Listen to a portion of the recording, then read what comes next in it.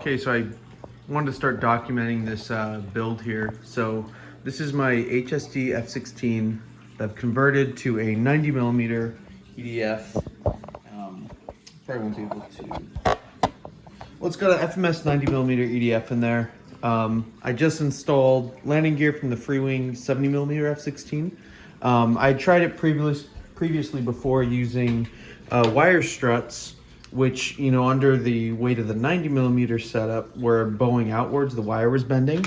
So picked up some rods, made some little dowel metal rods, some pins, put those in. So now I'm actually using the actual struts, the compression struts. So those should be a lot better in the bending aspect. So I kind of built up the bulkheads here using, I think it's basswood. I might be wrong. But basically, so the setup I have going here, I start off with plates for each of the retract units, fit them in at the angle, and then I came in with a 90-degree piece of wood on each side. And what that does is when the gear is out and, you know, the plane is taking off for landing, there's going to be a force pulling that back, and that's going to want to lift this front part of the mount.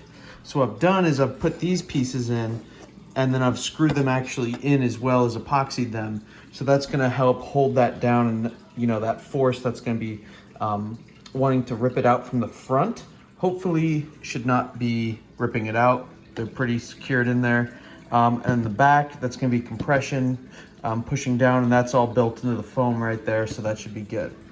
Up on the nose, I've just, you know, epoxied the hell out of it right there. So that's a vertical piece. This is a horizontal piece of Lowe's, you know, yardsticks of that, you know, that cheap wood you can get. Just something to give it a good foundation right there. And then the steering servo is right here. So that's kind of where I'm at. I've tried, you know, the first time I flew it, gear wasn't working, so I pulled it out, hand launched it. It's amazing. And then I went ahead and I tried doing a, you know, no landing gear still. I tried doing something with a wheel embedded halfway in, and I had one up at the nose as well.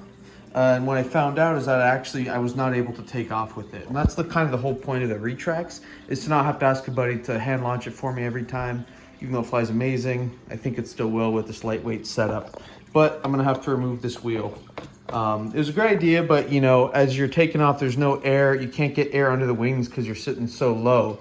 So when I first tried it, I was basically just like a really fast vacuum cleaner. So I went to the bushes and kind of dinged up the nose a little bit. So I'm gonna have to come in and refinish that. But that's the whole point, just kind of get everything dialed in before I paint it. So now what I'm kind of working on is just shaping some 3 millimeter foam around. And so I've got this side kind of curing up right now, and that's gonna kind of sit right there. And I'm gonna start kind of working in this whole section. I don't know if I'm gonna do gear doors yet, just some really lightweight rubber band activated doors that kind of just spring open. I might just leave an open slit. I'm not too concerned about the scale aspect of this one. I want it to look good from the top, not necessarily the bottom. So still gonna have to cover this up, but we're just gonna be filling this in right now and hopefully having everything covered up. Another thing I did was I have these 3 carbon spars.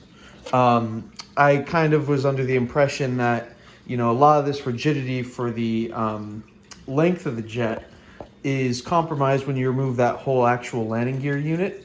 I think that it's almost like a convertible car where you don't have a roof. You're suddenly a lot more flexible than one with a fixed roof. So that's why I have these in place, just to hopefully prevent any bending that might be seen in the fuselage area. I don't think that'll be the case given the weight, but I do like to pull it pretty hard. So I figured, you know what, it's light and it can only help. So I've got those in. Plus I've used it as a fixed point for this as well. And then the last thing I guess I will cover for the landing gear, in order to keep these parts, the top portion, from actually compressing inward inside of the jet, that's where this vertical piece comes in. So if you imagine these, I've got a horizontal little piece in there that's epoxied in. So if either of these try to compress, they're gonna kind of, there's gonna be compression in the middle, And so they are gonna kind of counteract each other. But then to really lock this in place, I took this vertical piece of wood here and I actually kind of cut out a wedge, a slight wedge. So as I pushed it into place, it created much larger, it actually created some pressure on this portion acting up onto the carbon spar. So that created a lot of very solid rigid piece that's gonna keep these from really not going anywhere and hopefully keeps it still lightweight enough. So that'll be the end of the video for today. So by next time, hopefully I'll kind of have this whole bottom portion sealed up and then it'll be up for some flight testing. So that's always fun. So till next time.